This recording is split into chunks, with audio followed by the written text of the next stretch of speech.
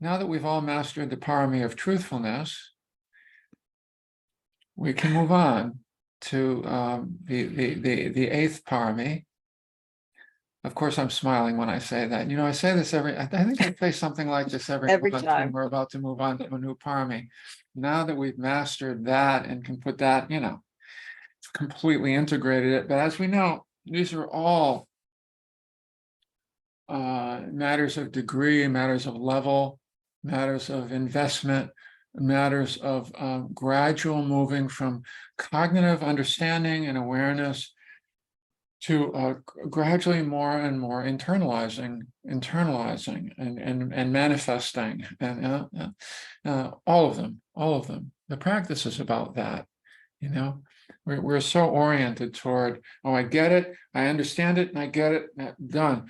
But the practice is not like that. We have to come back to it many times. There's many habit patterns that gradually need to be seen and addressed and moved toward more wholesome habit patterns. That's the whole practice. It's a lot of the practice, yeah. So determination is the eighth parami. Ooh, that's a big word. Determination. So many words that are similar analogies. You could say determination, intention, resolution, commitment, determination. And determination falls in, it's the eighth parami, and it requires some of the other paramis a little bit. It requires a little bit of truthfulness, definitely requires patience. Perseverance is another one, that kind of persevering determination. And the word itself can elicit a certain kind of heavy-handedness from us. Oh yeah, no, okay, now it's time to get really serious. Now I'm getting really serious about my meditation practice. Now I'm going to be determined. I'm going to be resolute. Yeah, and that's our association to it. The Buddhist association is not quite so heavy-handed, but it is about gradually inclining the mind, the heart, and our actions in accord with what we see. Now, the first of the Eightfold Path is right view. And what is right view? Part of right view is really being truthful. This is where the truthfulness comes in, and looking more carefully in a more nuanced way at what we're up to, what we're doing, what we've been doing, and whether it is in accord with the direction of happiness or not, whether it really is in accord with a movement toward well-being or not. Yeah.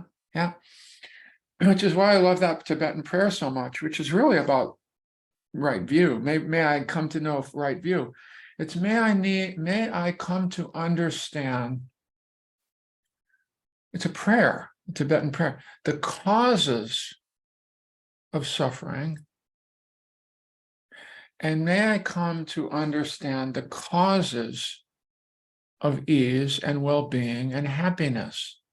Yeah, internally through ehipassiko, through looking more closely at what I've been up to, what is going on in here, what I'm identifying with, what I'm reinforcing. Yeah.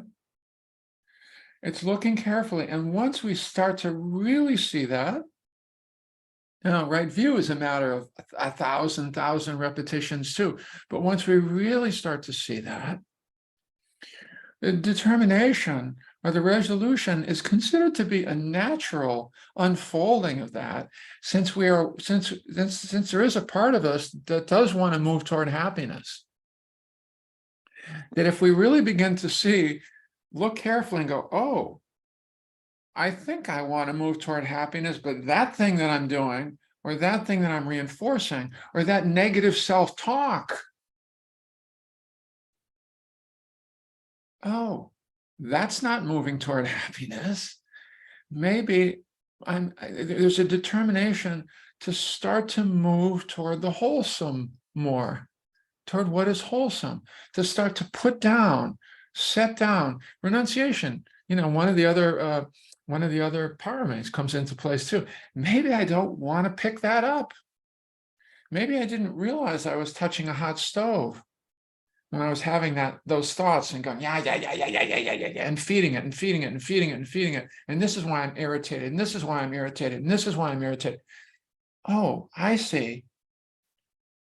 Maybe that's part of what determination is. It's just like when I see that, not going along with that line much further, not reinforcing the negativity bias when it shows up, not reinforcing my negative self-talk, not continuing to remind myself of how I have not loved well today, but instead to remind myself and remember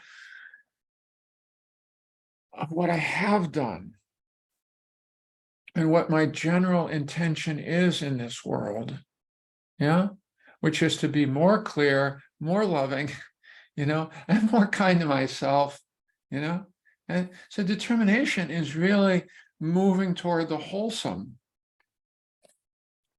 And it's not one determination. It's not like the New Year's resolution, which we all know about those, which are more like, frankly, right? I mean, culturally, they tend to be alcohol infused 11th hour statements about things I think I should probably do to be a better person that there's going to be absolutely no follow through with at all.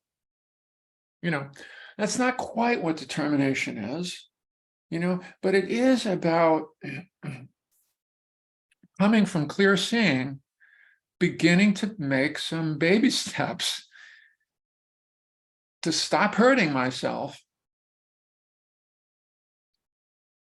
To begin to put some of that down. To begin to put some of that down and to begin to gradually move toward the wholesome. Now, part of it is the commitment to just being willing to sit down. That's why we're so moved by all of you showing up every day, because the part of the heart of determination is the willingness to sit down more regularly. Which, if you haven't noticed, most people in the world are not willing to do. It's not an easy thing to sit down with ourselves. And it helps to have a group, but we still have to show up, and you're all showing up. And that's the part of the heart of determination is, look, here I am. Here I am again. Willing to open, willing to soften, willing to see where the spiky, judgmental, rough edges are in here. Willing to not reinforce too much some of those patterns that no longer serve me or no longer serve well-being and well-being as I move in the world. So, we're going to spend a month on this in various forms. The other side of this is another one. And one more aspect of determination is starting to see some of our good and wholesome acts in the light of the larger context. And this comes back to me so much about Susan's gratitude practice at night, which, it's got a high cute factor. It's kind of, but it's so meaningful. It's so meaningful to begin to see what we have done and are doing that is already part of determination in the larger context of our lives. By remembering and calling up to mind the good things we have done today, the ways we have loved, rather than the things we haven't said right, or just not even bringing any of the goodness to mind at all. There still may be some good results from it, but bringing it to mind and going, oh yeah, I am still a good person. I'm not a perfect person, but I am on this path. I'm already on this path. I'm not perfectly on this path. I'll never be perfect with it, but I'm on this path, and I have loved today.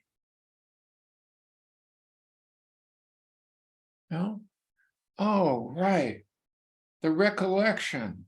The recollection also reinforces the larger context of our determination. It's not just so I can calm down a little bit. It's also, listen, when I practice, yes, I'm likely to be a little bit more balanced, a little bit more generous, a little bit more kind to others.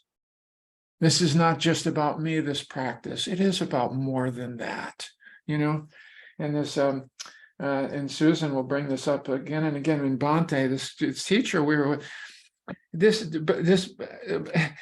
teacher that we studied with in June, and this Burmese teacher, I didn't realize this quite in this context. They hadn't framed it quite in this way, but he's reminding everybody about the larger determination of our work every day. So every day we'd come and serve him a meal. Susan's already said this. He'd come and serve a meal. We'd serve a meal to him, and he would stop for a moment, and he would say, as if for the first time, every time, he would look at you and say, what you are doing here, what you have just done by serving me my meal, which I cannot serve myself. I am beholden to people, like you, who will serve me my meal so that I can benefit, so that I can teach, so that I can bring the Dharma to other beings. And we are connected. And without you, there's no me. And without all of us together, working together. And may you be blessed. May you be best. May the benefit of your serving move you in that direction more fully on this path. And he would say this to some of the cooks. Every time we'd see him do this with the cooks, and it was like breathtaking. It was breathtaking. Every time, every single meal, they'd ring the bell, and he'd come up and he'd stand in front of them and say, may the merit of your serving this meal to me and to all these yogis who've had the courage to come here and do this work, to benefit themselves, but also to benefit all beings when they leave here. May you benefit. May you benefit. And some of these people don't even practice that much, a couple of these cooks. And by the end of the retreat, they were like spellbound. They were so moved by by his reminding them of the larger context. Well, I thought it was just my job. Yeah, it is your job. And your job is benefiting many, and may it benefit you, and may it benefit all of us. So determination is that too. It's a reminder. It's a way of reminding all of ourselves, not of our perfection, but of our determination to move, even if we're the slowest of the slow, like we are, just to keep moving slowly in this direction, to move toward the wholesome, to move away from the negative, away from the dark, to move more and more toward wholesome. Yeah.